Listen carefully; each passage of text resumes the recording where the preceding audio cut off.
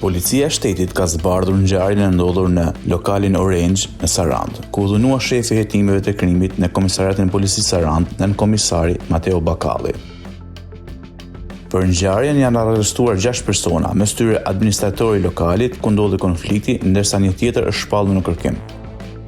Sipas policisë, rreth orës 3:20 në ambientet e jashtme të një lokali në rrugën Butrinti, rojet e sigurisë të lokalit ishin konfliktuar me disa persona, pa njoftuar shërbimet e policisë. Në atë moment, Bakalli, i cili po kalonte rastësisht në automjetin e tij, ka ndaluar dhe është prezantuar si punonjës policie dhe ka ndërhyrë për të parandaluar për shkallëzimin e konfliktit. Policia bën me dije se rojet e sigurisë nuk kanë ndërprer konfliktin, por kanë goditur me grushte dhe shefin e hetimit, i cili ka kaluar në vetmbrojtje dhe ka arritur të njoftojë kolegët për ndihmë. Pas rreth 1 minuti në vend ngjarje, kanë merritur forcat e posaçme Shqiponia dhe forcat kombëtare të sigurisë, të cilat kanë neutralizuar situatën dhe kanë shoqëruar personat e përfshirë. Më pas, gjatë kontrollit, policia lokalizoi një banesë në fshatin 6, pjesën tjetër të rojeve të sigurisë së lokalit. Në pranga u vun administratori i lokalit Orange, 35 vjeçari Mario Katiraj, 38 vjeçari Elgen Ndoj, por edhe Faik Hoxha, 35 vjeç, Indrit Cullhaj, 34 vjeç, Ardit Kasmi, 31 vjeç, ushtarak në Zallher dhe rojë siguri në lokal, si dhe taksisti 29 vjeçar Besnik Sulellari, ndërsa 28 vjeçari Pjetër Doçi, që punonte si rojë sigurie, u shpall në kërkim. Lidhur me ngjarjen, drejtori i përgjithshëm i policisë së shtetit Skënder Hita pezulloi menjëherë nga detyra 2 efektiv të policisë, një punonjës të repartit të Resi dhe një efektiv të Reneas.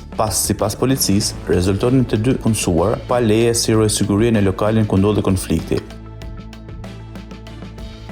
Sipas njoftimit zyrtar, ata nuk njoftuan policinë për konfliktin dhe nuk ndërhyjnë për të parandaluar për shkallëzimin e tij, ndërsa Drejtoria e Standardeve Profesionale ka nisur hetimin disiplinor ndaj tyre.